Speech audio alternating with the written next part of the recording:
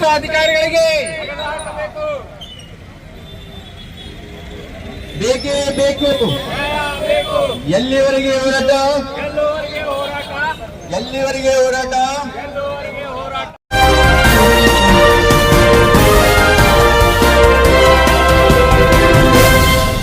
TV ನ್ಯೂಸ್ಗೆ ಸ್ವಾಗತ. ನಾನು ಸಾನಿಯಾ. ಬನ್ನಿ ನೋಡೋಣ ಇವತ್ತಿಂದು ಹೊಸ ಅಪ್ಡೇಟ್.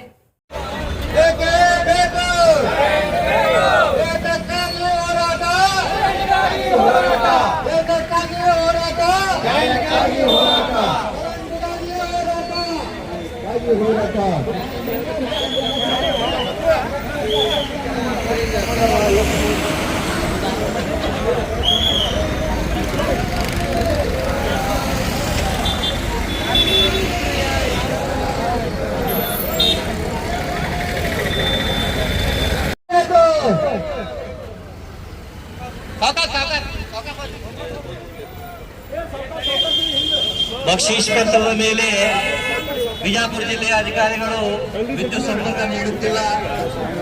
ಇದನ್ನು ಕುರಿತು ಕರ್ನಾಟಕ ರಾಜ್ಯ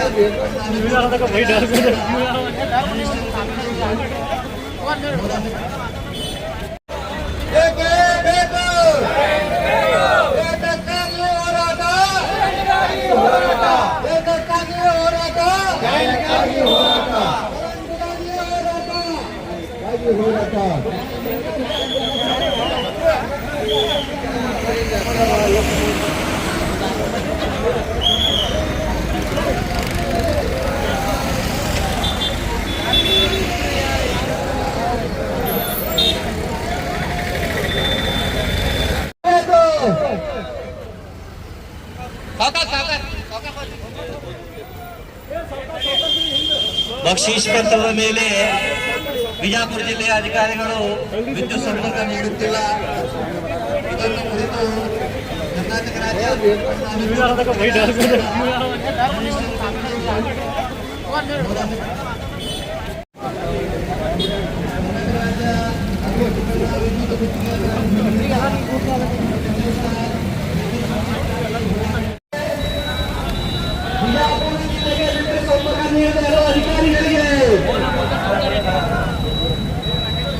ತಾತ್ಕಾಲಿಕ ಹಾಗೂ ಶಾಶ್ವತ ವಿದ್ಯುತ್ ಸಂಪರ್ಕ ನೀಡಬೇಡುವ ಅಧಿಕಾರಿಗಳಿಗೆ, ಶಾಶ್ವತ ಹಾಗೂ ತಾತ್ಕಾಲಿಕ ವಿದ್ಯುತ್ ನೀಡುವ ಸರ್ಕಾರಕ್ಕೆ, ಇಂಧನ ಸಚಿವರಿಗೆ,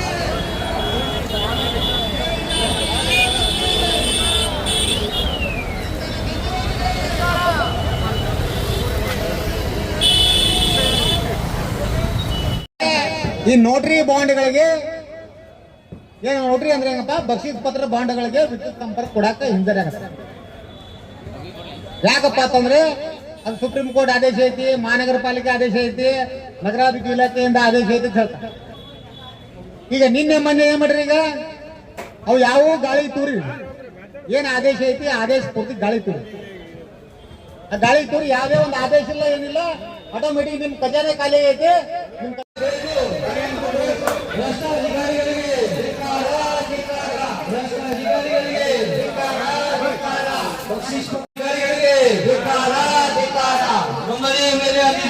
ಅಧಿಕಾರಿಗಳಿಗೆ, ಬಿಜಾಪುರ ಜಿಲ್ಲೆಯ ಅಧಿಕಾರಿಗಳಿಗೆ, ಅಧೀಕ್ಷಕ ಅಭಿಯಂತರರಿಗೆ, ಕಾರ್ಯನಿರ್ವಾಹಕ ಅಭಿಯಂತರರಿಗೆ ಬೇಕೇ ಬೇಕು, ಬೇಕೇ ಬೇಕು. ಯಾತಕ್ಕಾಗಿ ಹೋರಾಟ, ಯಾತಕ್ಕಾಗಿ ಹೋರಾಟ, ಬೇಕೇ ಬೇಕು. ಧಿಕ್ಕಾರ, ಧಿಕ್ಕಾರ. ಇಂಧನ ಸಚಿವರಿಗೆ ಧಿಕ್ಕಾರ, ಧಿಕ್ಕಾರ.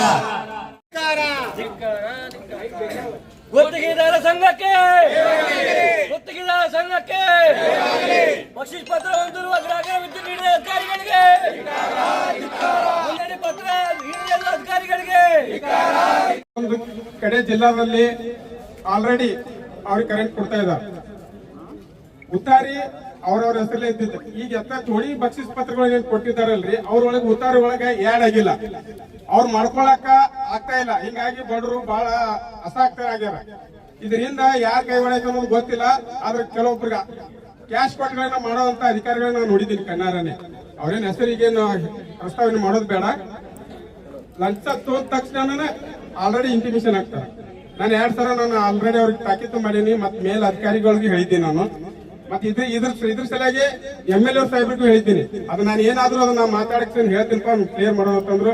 ಅಟೊಳಗೆ ನಮ್ ಜಿಲ್ಲಾ ಅವರು ಎಲ್ಲ CS ಸಾಹೇಬ್ರು ಎಲ್ಲಾರು ಕೂಡಿಸ್ತಾರೆ ಏನಾರ ಮಾಡಿ ಪ್ರಸ್ತಾವನೆ ಮಾಡೋಣ ಅಂತಂದ್ರು. ವಾಸರ ಮಾನ್ಯ ವಾರದಲ್ಲಿ ಎಷ್ಟೋ ರಿಜಿಸ್ಟ್ರೇಷನ್ ಆದಂತದ್ದು ಒಬ್ರು ಇಂಟಿಮೇಷನ್ ಕೊಟ್ಟಿಲ್ಲ.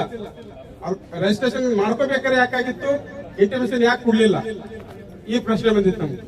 ಒಂದು 15ರಿಂದ 20 ನೀವು ರಿಜಿಸ್ಟ್ರೇಷನ್ ಮಾಡಿರಂತ ನಾನು ಕೇಳ್ಪಟ್ಟಿದ್ದೀನಿ. ದಯಮಾಡಿ ಅದಕ್ಕೆ ಆ ಗುಂಟಾ ಪ್ಲಾಟ್ ಬಡೋ ಸಾರ್ವಜನಿಕರಿಗೆ ಕೊಡ್ರಿ ಅಂತೇಳಿ ತಮ್ಮಲ್ಲಿ ವಿನಂತಿ ಮಾಡ್ಕೊಳ್ತೀವಿ. DC ಸಾಹೇಬ್ರಿಗೆ ಮನವಿ ಕೊಡಕ್ ಬಂದೀವಿ. DC ಸಾಹೇಬ್ರ ಜಲ್ದಿ ಕ್ರಮ ತಗೊಂಡು ಅದಕ್ಕೆ ಆದೇಶ ಹೊರಡಿಸಿ ಅಂತೇಳಿ ತಮ್ಮಲ್ಲಿ ವಿನಂತಿ ಪೂರ್ವಕವಾಗಿ ಕೇಳ್ಕೊಳ್ತೇವೆ.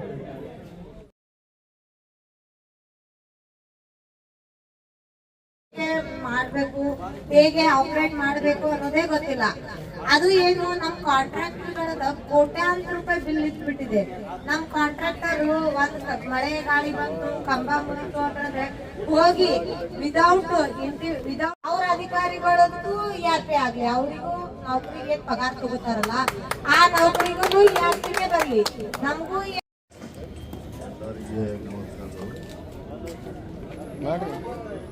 ಸಾಕಷ್ಟು ವರ್ಷಗಳಿಂದ ಮೇಲಿಂದ ಯಾವುದೇ ಕೂಲೆ ಇದ್ರೂ ಕೂಡ ಕೆಲವೊಂದು ಅಧಿಕಾರಿಗಳು ತಮ್ಮ ಸ್ವಾತಂತ್ರ್ಯಕ್ಕೋಸ್ಕರ ನಮ್ಮ ಕಾಂಟ್ರಾಕ್ಟ್ಗಳನ್ನು ಕಾಡಿಸ್ಲಿಕ್ಕೆ ಬಂದಿದ್ದಾರೆ. ಅದು ನಾನು ನೋಡಿ 4 ವರ್ಷ. ಈಗ ಸರ್ಕಾರದ ಕಳಕಳಿ ಏನಪ್ಪಾ ಅಂದ್ರೆ ಎಲ್ಲರಿಗೆ ಬಡವರಿಗೆ ಆಗ್ಲಿ ಸಾರ್ವಜನಿಕರಿಗೆ ಎಲ್ಲರಿಗೆ ಅನುಕೂಲ ಮಾಡ್ಬೇಕಂತೇಳಿ ಯಾವುದೇ ಒಂದು ಸುತ್ತೋಲೆ ಹೊರಡಿಸ್ತಾರ. ಹೊತ್ತು ಯಾವುದೇ ಒಂದು ಕಾನೂನು ಇಲ್ಲದೆ ಇವರು ಕಾನೂನಿಗೆ ಅಡೆತಡೆ ಮಾಡುವಂತ ದಿಶೆಯಲ್ಲಿ ಕೆಲವೊಂದು ಅಧಿಕಾರಿಗಳು ಶಾಮೀಲಾಗಿದ್ದಾರೆ. ಅದಕ್ಕೋಸ್ಕರ ಬರುವಂತ ದಿನಮಾನದಾಗ ಏನಂದ್ರೆ ನಾವು ಎಲ್ಲ ಗುತ್ತಿಗೆದಾರರು ನಾವು CM ಹತ್ರ ಹೋಗ್ಬೇಕಾಗ್ತದ, ನಾವು ಮಾಜಿ CM ಕಡೆನೂ ಹೋಗ್ಬೇಕಾಗ್ತದ. ಯಾಕಂದ್ರೆ ಇವ್ರು ಮೊದಲು ಎತ್ತಂಗಡಿ ಮಾಡ್ಬೇಕು ಇಲ್ಲಿಂದ. ಯಾಕಂದ್ರೆ ಕಾಂಟ್ರಾಕ್ಟ್ಗಳು ಇಷ್ಟು ದುಡಿತಾರೆ ನಿಮ್ಗೆ ಗೊತ್ತಿಲ್ಲ, ನಾನು ದುಡ್ದವನೇ ಇದ್ದೀನಿ. ಎಲ್ಲ ಅವ್ರ ಕೆಲಸನೂ ಸತ ಇವರೇ ಮಾಡ್ತಾರ. ಅವ್ರು ಮಾಡುವಂತ ಕೆಲಸನು ಅನಾಮತ್ ಕೂತು ಇವರು ದುಡ್ಡು ತಗೋತಾರ. ಈಗ ಏನದ, ಈ ಗುಂಟೆ ಪ್ಲಾಟ್ ಆಗಿರ್ಬೋದು, ಅವು ಆಗಿರ್ಬೋದು, ಮೂಲಭೂತ ಸೌಕರ್ಯ ಏನದ ಕೊಡಬೇಕಂತ ಹೇಳಿ ಸುಪ್ರೀಂ ಕೋರ್ಟ್ ಆರ್ಡರ್ ಅದ ಮೊದಲಿಂದೆ. ಈಗೇನದ ಇವತ್ತಿನ ದಿವಸ ಇವತ್ತು ನಮ್ಮ ಎಲ್ಲ ವಿದ್ಯುತ್ ಗುತ್ತಿಗೆದಾರರು ಒಂದು ರ್ಯಾಲಿ ಮೂಲಕ DC ಆಫೀಸ್ಗೆ ಒಂದು ಮನವಿ ಕೊಡ್ಬೇಕಂತ ಏನು ಬಂದಾರ. ನಾನು ಅವ್ರಿಗೆ ಕೃತಜ್ಞತೆಗಳ ಸಲ್ಲಿಸ್ತೀನಿ. ನನಗೆ ನಿನ್ನೆ ಇವತ್ತೇ ಹೇಳೋದ್ರಿಂದ ಸಾಕಷ್ಟು ಪೂರ್ವ ತಯಾರಿ ಸರಿಯಾಗಿ ಆಗಿಲ್ಲ. ಪ್ರಯತ್ನ ಮಾಡಿ ಎಲ್ಲರಿಗೂ ಕೊಡಿಸುವಂತ ಪ್ರಯತ್ನ ಮಾಡ್ಯಾರ. ಎಲ್ಲರಿಗೂ ಕೂಡ ಧನ್ಯವಾದಗಳು. ಆದರೂ ಈ ದಿಶೆಯಲ್ಲಿ ನಾವು ಸಕ್ರಿಯವಾಗಿ ಮೇಲೆ ನಾವು ಬೆಂಗಳೂರು ತನಕ ಹೋಗಿ ಏನದಲ್ಲ ಈ ಅಧಿಕಾರಿಗಳ ಕಿರುಕುಳಕ್ಕೆ ನಾವು ತಕ್ಕ ಉತ್ತರ ಕೊಡಬೇಕಾಗ್ತದೆ ಅಂತ ಹೇಳಲಿಕ್ಕೆ ಬಯಸ್ತೇವೆ.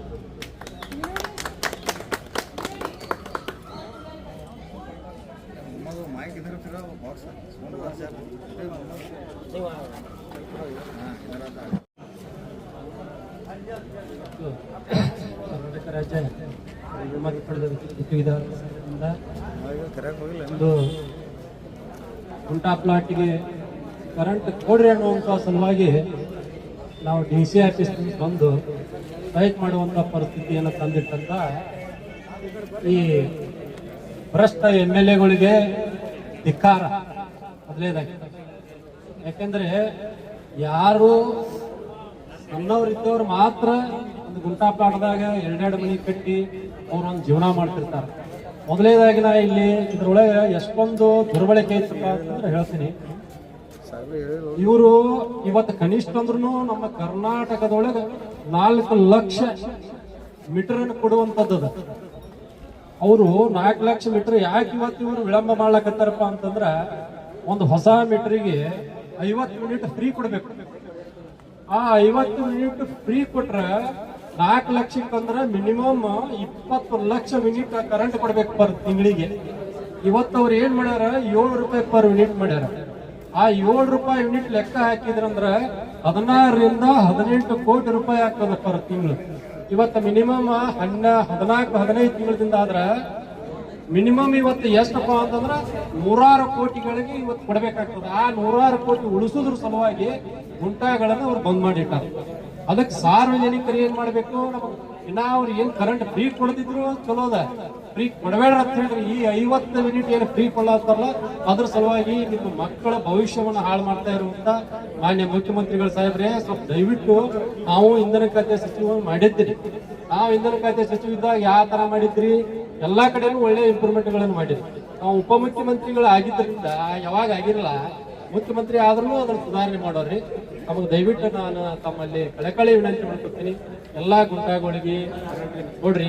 ಆಮೇಲೆ ರೈತರಿಗೆ 15,000 ರೂಪಾಯಿ ಒಂದು RR ನಂಬರ್ ತುಂಬಿಕೊಳತ್ತಾರೆ ಡೆವಲಪ್ ಅಂತ ಹೇಳಿ, ಅಲ್ಲಿ ಯಾವ ಎಲ್ಟಿ ಯಾವ ಮಾಡಂಗಿಲ್ಲ. ಅದಕ್ಕೆ ಅವ್ರಿಗೆ ಸರ್ವಿಸ್ ಕನೆಕ್ಷನ್ ದಾಗ ಕೊಟ್ರಂದ್ರ 7ರಿಂದ 8,000 ರೂಪಾಯಿದಾಗ ಅವ್ರಿಗೆ ಸರ್ವಿಸ್ ಕನೆಕ್ಷನ್ ಆಗ್ತದೆ. ಮತ್ತು ಈಗ ನಮ್ದು ERP ಇವ್ರೆಲ್ಲಾ ಬಿಲ್ಗಳನ್ನು ERP ಒಳಗೆ ಮಾಡ್ಕೊಳಕ್ತಾರೆ. ಮತ್ತು ನಮ್ಮ ಗುತ್ತಿಗೆದಾರ ಬಿಲ್ಗಳನ್ನು ಯಾಕೆ ERP ಒಳಗೆ ಮಾಡ್ಕೊಳಕತ್ತಿಲ್ಲ, ಅದನ್ನ ದಯವಿಟ್ಟು ERP ಒಳಗೆ ಮಾಡ್ಕೊರಿ. ಅವ್ರಿಗೆ ಎಷ್ಟು ಸಮಸ್ಯೆ ಅದಾವಪ್ಪ ಅಂತಂದ್ರೆ ಈಗ ಹೇಳಕತ್ತಾರ, ಇಲ್ಲಿ ಬಹಳ ಸಮಸ್ಯೆಗಳದಾವು. ಅವ್ರದ್ದು ಲೇಬರ್ ಚಾರ್ಜ್ ಕೊಡಬೇಕು, ಎಲ್ಲಾ ಕೊಡಬೇಕು. 24/7 ಅವರು ಅವ್ರದ್ದು ERP ಬಿಲ್ಲ, ಬರೀ ERP ಗುತ್ತಿಗೆದಾರಿಗೆ ಮಾತ್ರ ERP ಅನ್ ಬೇಡ್ರಿ. ನೀವು ERP ಮಾಡಿ ನಿಮ್ಗೆ ಬಂದಿಟ್ಕೋರಿ. 15-20 ದಿವಸಗಟ್ಟಲೆ ಏನ್ ಮಾಡ್ತೀರಿ, ನಮ್ ಸರ್ವರ್ ಇಲ್ಲ ಅಂತೇಳಿ ಬಂದ್ ಮಾಡ್ತೀರಿ. ಆದ್ರೆ ಕರೆಂಟ್ ಬಿಲ್ ತುಂಬಿಕೊಳ್ಳೋದು ಬಂದ್ ಮಾಡ್ತೀರಿ, ಇಲ್ಲ ಮೆನುವಲ್ ಆಗಿ ಮಾಡ್ತೀರಿ. ಹಂಗೆ ಈಗ ಯಾಕೆ ಗುತ್ತಿಗೆದಾರದ್ದು ಮೆನುವಲ್ ಆಗಿ ಮಾಡಬಾರ್ದು? ಮೆನುವಲ್ ಮಾಡಬೇಕು. ಮೆನುವಲ್ ಮಾಡಿ ಹಿಂದಗಡೆ ನಿಮ್ಗೆ ERP ಮಾಡ್ಕೊರಿ, ಸುಡ್ಗಾಡ್ರೆ ಮಾಡ್ಕೊರಿ. ಆ ಗುತ್ತಿಗೆದಾರನ್ನ ಯಾಕೆ ನೀವು ತ್ರಾಸ ಕೊಡಾಕ್ತೀರಿ? ಅದಕ್ಕೆ ನೀವೇನು ಅದಿರಲ್ಲ, ಇಲ್ಲಿ 10-15 ವರ್ಷ ಗಟ್ಟಲೆ ಏನು ಅದಿರಲ್ಲ. ದಯವಿಟ್ಟು ನಾವು ಹೋರಾಟ ಮಾಡಿ ಬೆಂಗಳೂರಿಗೆ ಹೋಗ್ಬೇಕ. ಇದೇ ಈಗ ನಮ್ದು ಮಾಜಿ ಅಧ್ಯಕ್ಷರು ಮಾಬ್ರಿ ಸಾಹೇಬರು ಮತ್ತು ಅವರು ಕಾಂಗ್ರೆಸ್ ಧುರೀಣರು ಅವ್ರು ಆಗಲೇ ಹೇಳಿದ್ರು. ಏನ್ ಹೇಳಿದ್ರು, ನಾವು ಮುಖ್ಯಮಂತ್ರಿ ತನ ಹೋಗ್ತೀವಿ ಅಂತ ಹೇಳ್ಯಾರ. ಅವ್ರನ್ನೆಲ್ಲ ಕರ್ಕೊಂಡು ನಾವು ಮುಖ್ಯಮಂತ್ರಿ ತನಕ ಹೋಗ್ತೀವಿ. ಯಾಕಂದ್ರೆ ನಾವು ಇವತ್ತು ನಮ್ಮ ಇವ್ರು ಇದ್ರಂದ್ರೆ MP ಪಾಟೀಲ್ ಸಾಹೇಬ್ರು ಇದ್ರಂದ್ರೆ ಸಚಿವರು, ಅವ್ರಿಗೆಲ್ಲ ಸಚಿವ ಸ್ಥಾನ ಕೊಟ್ಟಿಲ್ಲ. ಇದ್ರಪ್ಪ ಅಂದ್ರೆ ನಾವು ಮೊದಲೇಕಾಯಿ ಹೋಗಿ ಅವ್ರಿಗೆ ಭೇಟಾಗ್ತೀವಿ. ಅದಕ್ಕೆ ದಯವಿಟ್ಟು ಎಲ್ಲರೂ ಏನ್ ಮಾಡ್ರಿ, ಇದನ್ನ ದಯವಿಟ್ಟು ಇದನ್ನ ಕರೆಂಟ್ ಕೊಡುವಂತ ವ್ಯವಸ್ಥೆಗಳನ್ನ ತಾವು ಮಾಡ್ರಿ. ಮುಂದಿನ ದಿವಸದೊಳಗ ನಮ್ಮ ಗುತ್ತಿಗೆದಾರ ಬಿಲ್ಗಳು ಏನು ಬಾಕಿ ಅದಾವ ದಯವಿಟ್ಟು 1 ವಾರದೊಳಗ ತಾವು ಅದನ್ನ ERP ಮಾಡ್ರಿ, ಬಿಟ್ಟರೆ ಬಿಡ್ರಿ, ದಯವಿಟ್ಟು ಮಾಡಬೇಕಂತೇಳಿ ತಮ್ಮಲ್ಲಿ ಕಳಕಳಿ ವಿನಂತಿ ಮಾಡ್ಕೊಂಡು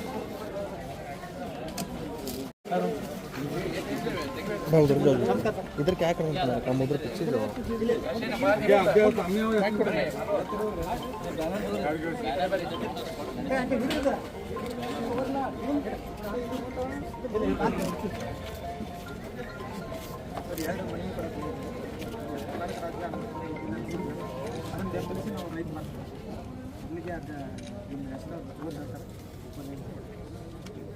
ಮಾನ್ಯ ಜಿಲ್ಲಾಧಿಕಾರಿಗೆ ಮನವಿ.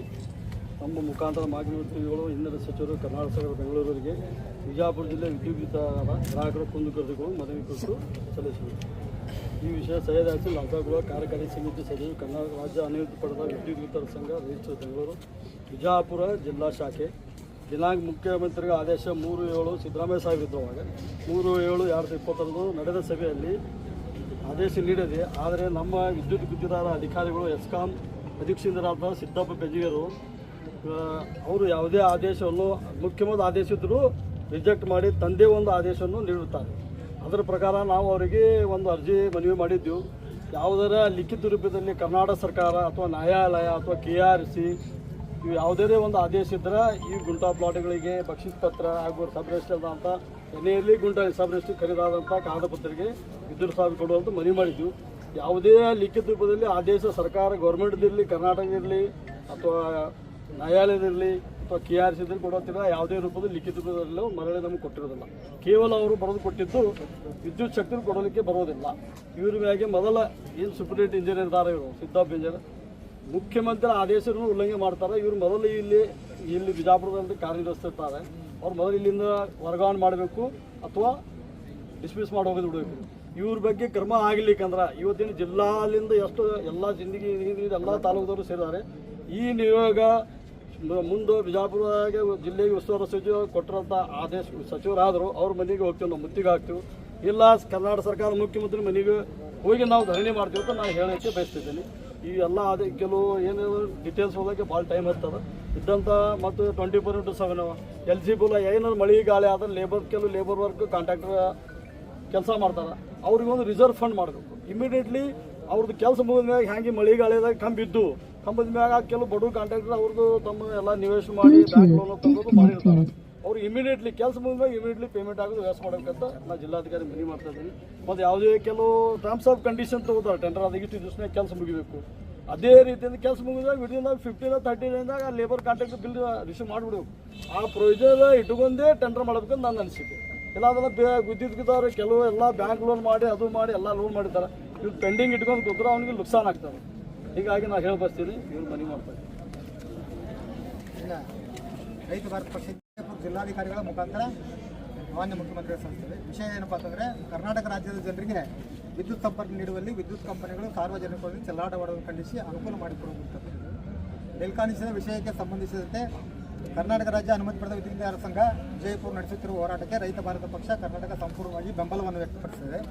ಮತ್ತು ಈ ಮುಂಚೆ ರೈತ ಭಾರತ ಪಕ್ಷ ಹಲವಾರು ಇಂಧನ ಇಲಾಖೆ ಅಧಿಕಾರಿಗಳಿಗೆ ಕರ್ನಾಟಕ ಸರ್ಕಾರಕ್ಕೆ ಹಲವಾರು ಬಾರಿ ಮನವಿ ಪತ್ರಗಳನ್ನು ನೀಡಿದರೂ ಸಹಿತ ಸಾರ್ವಜನಿಕರಿಗೆ ವಿದ್ಯುತ್ ಸಂಪರ್ಕ ನೀಡುವಲ್ಲಿ ಸರ್ಕಾರ ಹಾಗೂ ವಿದ್ಯುತ್ ಕಂಪನಿಗಳು ಮತ್ತು KERC ಸಾರ್ವಜನಿಕರಿಗೆ ಸಿಗಬೇಕಾದ ವಿದ್ಯುತ್ ಸಂಪರ್ಕವನ್ನು ಎಲ್ಲರಿಗೂ ನೀಡಬೇಕಾಗಿ ಮತ್ತೊಮ್ಮೆ ಕಳಕಳಿವೇನೆ ಸಮಸ್ಯೆಗಳ ಬಗ್ಗೆ ಒಂದೇದೇನಪ್ಪ ಅಂದರೆ 2024 ಡಿಸೆಂಬರ್ ಸುಪ್ರೀಂ ಕೋರ್ಟ್ ಆದೇಶದ ನೆಪವನ್ನೇಳಿ ಸಾರ್ವಜನಿಕರಿಗೆ ವಿದ್ಯುತ್ ಸಂಪರ್ಕ ನೀಡುವಲ್ಲಿ ಸುಮಾರು 1 ವರ್ಷದಿಂದ ಕರ್ನಾಟಕ ಸರ್ಕಾರ, ನಗರಾಭಿವೃದ್ಧಿ, ಇಂಧನ ಇಲಾಖೆಯ ವಿದ್ಯುತ್ ಕಂಪನಿಗಳು ಹಾಗೂ KERC ಇವರು ಮಾಡಿದ ಅನ್ಯಾಯವನ್ನು ಕರ್ನಾಟಕ ರಾಜ್ಯದ ಜನರು ಎಂದೂ ಸಹಿಸುವುದಿಲ್ಲ.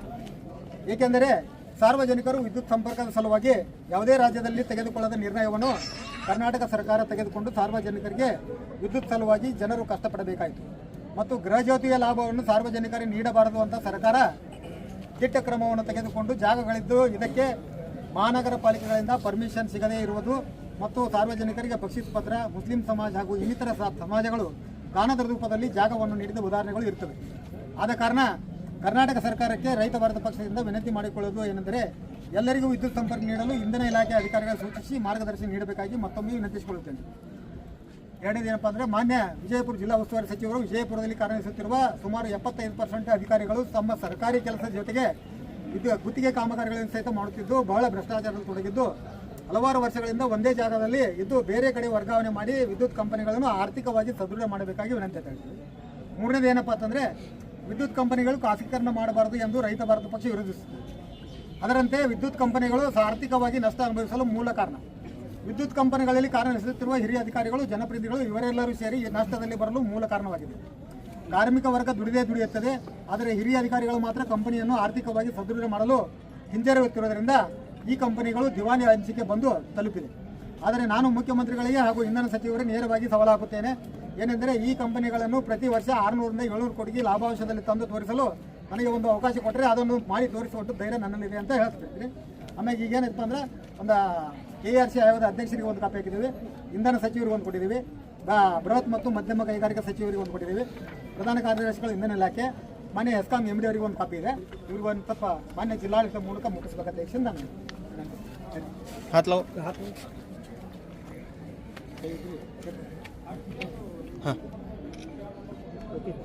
ಕರ್ನಾಟಕ ರಾಜ್ಯ ಅನುಮತಿ ಪಡೆದ ವಿದ್ಯುತ್ ಗುತ್ತಿಗೆದಾರರ ಸಂಘ ರೈತರು ಬೆಂಗಳೂರು ವಿಜಯಪುರ ಜಿಲ್ಲಾ ಶಾಖೆಯಿಂದ ಮನವಿ ಪತ್ರ ಜಿಲ್ಲಾಧಿಕಾರಿಗೆ ಕೊಟ್ಟಿರ್ತೀವಿ. ಇವತ್ತಿನ ವಿಷಯ ಪಾದಯಾತ್ರೆ ಪ್ರಕಾರ ನಮ್ಮ ಕೇಂದ್ರ ಕಚೇರಿ ಆದಂಥ ವಿಜಯಪುರದ RT ಆಫೀಸ್ ಎದುರಿನಿಂದ ಇಲ್ಲಿಂದ DC ಆಫೀಸ್ ಬಂದೀವಿ. ಈ ಗುಂಟಾ ನಿವೇಶನಗಳಿಗೆ ಹಾಗೂ 24/7 ವೆಹಿಕಲ್ ಲೇಬರ್ ಪೇಮೆಂಟ್, ಕೆಲವು ಲೇಬರ್ ವರ್ಕ್ ಮಾಡೋರು ವಿದ್ಯುತ್ ಗುತ್ತಿಗೆದಾರರ ಬಿಲ್ಲನ್ನು ವಿಳಂಬ ಮಾಡ್ತಾ ಇದ್ದಾರೆ. ಯಾವುದೇ ಒಂದು ಬಿಲ್ಗಳು ಇದ್ದರೂ 6-7 ದಿವಸದಲ್ಲಿ ಕಂಪನಿ ಆಫೀಸ್ ಹೋಗಿ FA ಆದಂಥ ಅವರಿಗೆ ಎಲ್ಲರಿಗೂ ಲೇಬರ್ ಕಾಂಟ್ರಾಕ್ಟ್ ಬಿಲ್ ರಿಲೀಸ್ ಮಾಡಬೇಕು. 24/7 ಇವರು ಟರ್ಮ್ಸ್ ಆಫ್ ಕಂಡೀಷನ್ ಹಾಕಿ ಕೊಟ್ಟಿರ್ತಾರೆ, ಯಾವುದೇ ಕೆಲಸ ಮಾಡಬಾರ್ದು, 20% ಹಗಲು ರಾತ್ರಿ ದುಡಿತಿರ್ತಾರೆ. ಅವ್ರು ಕೆಲವು ರೀಸನ್ 2-3 ತಿಂಗಳು ಆದರೂ ಅವ್ರು ಬಿಲ್ ಇಶ್ಯೂ ಮಾಡಿಲ್ಲ ಅಂತ ಎಲ್ಲ ಬಿಲ್ ಕಳಿಸ್ಬೇಕು. ಮತ್ತು ಗುಂಟಾ ಪ್ಲಾಟ ಸಬ್ ರಿಜಿಸ್ಟ್ರಿ ಖರೀದಾದ್ಮ್ಯಾಗ ಈಗ ಹೊಸ ಸರ್ಕಾರ ಬಂದಾಗ A ಖಾತಾ B ಖಾತಾ ಮಾಡಿದ್ದಾರೆ. A ಖಾತಾ B ಖಾತೆ ಕೆಲವು ಬಡವರು ಇದ್ದವ್ರು A ಖಾತಾ B ಖಾತಾ ಮಾಡ್ಕೊಳ್ಳೋಕೆ ಹೋಗಂಗಿಲ್ಲ. ಸಬ್ ರಿಜಿಸ್ಟ್ರಿ ಇರ್ತದೆ ಅಥವಾ ಬಕ್ಷೀಸ್ ಪತ್ರ ಇರ್ತದೆ, ಅದ್ರ ಬಗ್ಗೆ ಇವರು ವಿದ್ಯುತ್ ಸರಬರಾಜು ಕೊಡಬೇಕು. ಅದೇ ರೀತಿಯಿಂದ ಕರ್ನಾಟಕ ರಾಜ್ಯ ಮುಖ್ಯಮಂತ್ರಿ ಆದಂಥ ಸಿದ್ದರಾಮಯ್ಯ ಸಾಹೇಬರು, ಮಾಜಿ CM ಅವರು 3/7/2020 ಆದೇಶ ಮಾಡ್ಯಾರ. ಅದು ಆರ್ಡರ್ ಇವರು ಇನ್ನೂ ಇಂಪ್ಲಿಮೆಂಟ್ ಮಾಡಿಲ್ಲ. ಆಮೇಲೆ ಮೊನ್ನೆ 3 6/2026 ಡಿ ಕೆ ಶಿವಕುಮಾರ್ ಅವರು ಆದೇಶ ಮಾಡ್ಯಾರ. 2400 ಸ್ಕ್ವೇರ್ ಫೀಟ್ ಒನ್ ಟೈಮ್ ಸೆಟ್ಮೆಂಟು. ಹಳೆಯ ಆದೇಶ 1200. ಯಾವುದೇ ಆದೇಶ ಇದ್ದರೂ ಅವ್ರು ಇಮಿಡಿಯೇಟ್ಲಿ ವಿದ್ಯುತ್ ಸರ್ವಿಸ್ ಕೊಡುವಂಥ ಆದೇಶ ಮಾಡಿದ್ರು. ಸರ್ಕಾರ ಆದೇಶ ಇದ್ದರೂ ನಮ್ಮ ಇಲ್ಲಿ ಅಧಿಕಾರಿ ಇದ್ದ ಸಿದ್ದಪ್ಪ ಬೆಂಜಿಗೆರವರು ವಿನಾಕಾರಣ ಕಾಂಪ್ಲಿಕೇಟ್ ಮಾಡೋದು. ಸಬ್ ಡಿವಿಷನ್ ಕೆಲಸ ಮಾಡ್ತಿದ್ದ AWಗೂ ಡಿಸ್ಟರ್ಬ್ ಮಾಡೋದು. ಅದು ಮಾಡಬೇಡ್ರಿ, ಗುಂಟ ಮಾಡಬೇಡ್ರಿ, ಇದು ಮಾಡಿ ಯಾವುದೇ ಆದೇಶ ಮಾಡಿದ್ರು ಗುಂಟ ಇರಲಿ ಸಬ್ ರಿಜಿಸ್ಟರ್ ಇರಲಿ ಯಾವುದೇ ಆದೇಶದಾಗ ಕ್ಲಿಯರ್ ಬರೋದಿಲ್ಲ. ಕೇವಲ 1200 ಬಿಲ್ಟೈಪ್ ಏರಿಯಾ ಮಾತ್ರ. ಎನೆ ಇರಲಿ ಗುಂಟ ಇರಲಿ ಅವರಿಗೆ ವಿದ್ಯುತ್ ಸರ್ವಿಸ್ ಕೊಡಬೇಕಂತ ಅವರ ಒಂದು ಟಾರ್ಗೆಟ್ ಇದೆ ಸರ್ಕಾರದ. ಆ ಟಾರ್ಗೆಟನ್ನು ಇವರು ವೇಸ್ಟ್ ಮಾಡ್ತಾ ಇದ್ದಾನೆ ಸಿದ್ದಪ್ಪ ಬೇಜಾರಿ. ಯಾಕೆ ವೇಸ್ಟ್ ಮಾಡೋದು? ಇವನ ಮ್ಯಾಗ ಹಳೆವು ಇನ್ಕ್ವೈರಿ ಅದಾವೆ. ಈಗ ಭಾಳ ಅದ ಈ ವರ್ಷನಾಗೆ ರಿಟೈರ್ಮೆಂಟ್ ಬರೇ ಹಗರಣ. ಕೆಲವು 4-5 ಕಂಪ್ನಿಲಿಂದ ಬಂದಿಂಥ ಎಂಪ್ಲಾಯ್ GLM ALM ಅವ್ರಿಗೆ ಕಂಡಾಪಟ್ಟಿ ಇಲ್ಲಿ ರಿಟರ್ನ್ ಪೋಸ್ಟಿಂಗ್ ಕೊಡುವಾಗ 2-3 ಲಕ್ಷ ಬಿತ್ತಿದ್ದಾನೆ. ನೀವು ಇಂಥ ಅಧಿಕಾರಿಗಳಿಗೆ ಸರ್ಕಾರ ಇನ್ನೂ ಮುಂದುವರ್ಸಾಗ್ತದೆ. ಕೆಲವು ಉಸ್ತುವಾರಿ ಸಚಿವರಿಗೆ ಮಾಜಿ ಉಸ್ತುವಾರಿ ಸಚಿವರಿಗೆ ಏನೆಲ್ಲ ಹೇಳಿ ಗುಂಟಾ ಪ್ಲಾಟ್ ಬಂದ್ ಮಾಡಿಸೋದು, ಚಾಲೂ ಮಾಡಿಸೋದು. ತಾನು AW ಆಗಿ SO ಆಗಿ ಹೋಗ್ಯಾನ.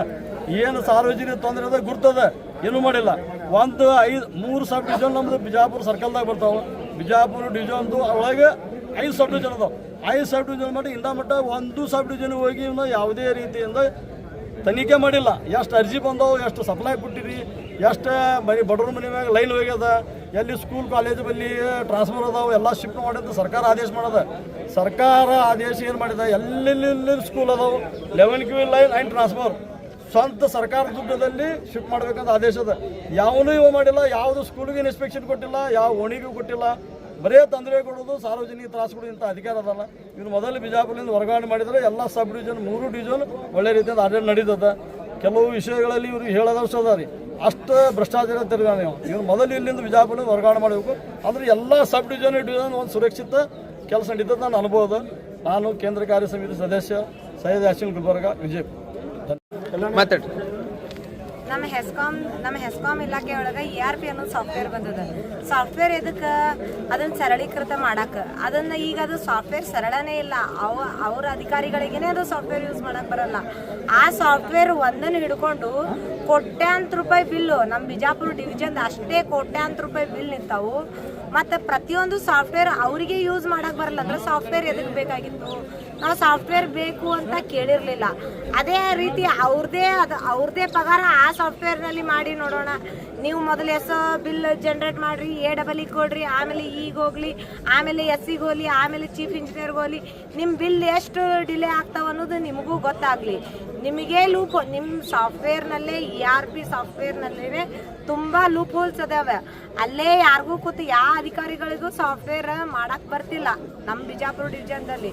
ಸೊ ಸಾಫ್ಟ್ವೇರ್ ಇಲ್ಲ. ಅದಕ್ಕೆ 24/7 ಬಿಲ್ ಇರ್ತಾವೆ. ಮೊನ್ನೆ ಮಳೆಗಾಳಿಗೆ ಮಾಡು ಬಿಲ್ ಇರ್ತಾವೆ.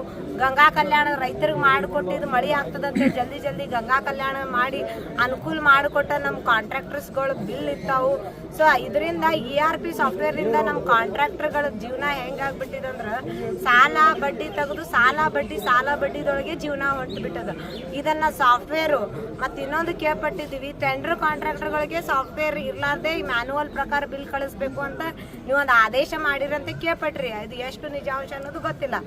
ಅವರಿಗೆ ಟೆಂಡರ್ದವ್ರಿಗೆ ಒಂದು ನ್ಯಾಯ, ನಾವು LC ವರ್ಕ್ ಮಾಡೋರು, ಲೇಬರ್ ಕಾಂಟ್ರಾಕ್ಟರ್ ವರ್ಕ್ ಮಾಡೋರಿಗೆ ಒಂದು ನ್ಯಾಯ.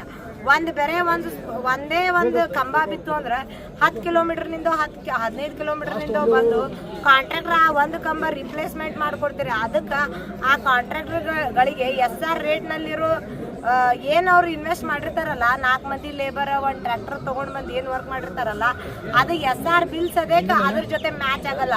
ಅಂಥ ವರ್ಕ್ಗಳನ್ನು ನಾವು ಕಾಂಟ್ರಾಕ್ಟರ್ ಮಾಡೀವಿ. ಅದನ್ನು ERPದೊಂದು ಬಿಲ್ ಸಾಫ್ಟ್ವೇರ್ ಒಂದು ಸರಳೀಕೃತ ಮಾಡಬೇಕೇ ಹೊರತು ಅದನ್ನು ಇನ್ನೂ ಕಠಿಣವಾಗಿ ಮಾಡಬಾರ್ದು ಅಂತ ಈ ERP ಸಾಫ್ಟ್ವೇರ್ ಇರೋದ ನಮ್ಮದು ನಮಗೆ ಬೇಡ. ಇದು ನೀವು ಮೊದಲು ERP ಸಾಫ್ಟ್ವೇರ್ ಇದನ್ನು ತೆಗೆದು ಹಾಕಿ ಅಂತ ಹೇಳ್ಕೊತೀನಿ. ನನ್ನ ಹೆಸರು ಸೌಮ್ಯ ನಾರಾಯಣ್ಕರ್, ಕರ್ನಾಟಕ ರಾಜ್ಯ ಅನುಮತಿ ಪಡೆದ ಗುತ್ತಿಗೆದಾರರ ಸಂಘದ ರಾಜ್ಯದ ಮಹಿಳಾ ಉಪಾಧ್ಯಕ್ಷರು. ಮಾತಾಡ. ಕರ್ನಾಟಕ ರಾಜ್ಯ ಅನುಮತಿ ಪಡೆದ ವಿದ್ಯುತ್ ಗುತ್ತಿಗೆದಾರರ ಸಂಘ ಬಿಜಾಪುರ ಹಾಗೂ ಈಗ ಎಲೆಕ್ಟ್ರಾನಿಕ್ ಮೀಡಿಯಾ ಹಾಗೂ ಪತ್ರಕರ್ತರಿಗೆ ಇಷ್ಟು ಉರಿ ಬಿಸಿಲಲ್ಲಿ ಬಂದು ನಮಗೆ ಸಪೋರ್ಟ್ ಮಾಡಿದ್ದಕ್ಕೆ ತುಂಬ ಧನ್ಯವಾದಗಳು. ಹಾಗೂ ನಮ್ಮ ಎಲ್ಲ ಗುತ್ತಿಗೆದಾರರು, ತಾಲೂಕದಿಂದ ಬಂದಂಥ ಎಲ್ಲ ಗುತ್ತಿಗೆದಾರರು ಹಾಗೂ ಬಿಜಾಪುರದಿಂದ ಬಂದಂಥ ಎಲ್ಲ ಗುತ್ತಿಗೆದಾರರು ನಮಗೆ ಸಪೋರ್ಟ್ ಮಾಡಿದ್ದಕ್ಕೆ ತಮ್ಮೆಲ್ಲರಿಗೂ ಧನ್ಯವಾದಗಳು. ಅಷ್ಟು ಹೇಳಿ ನಾನು ಮಾತು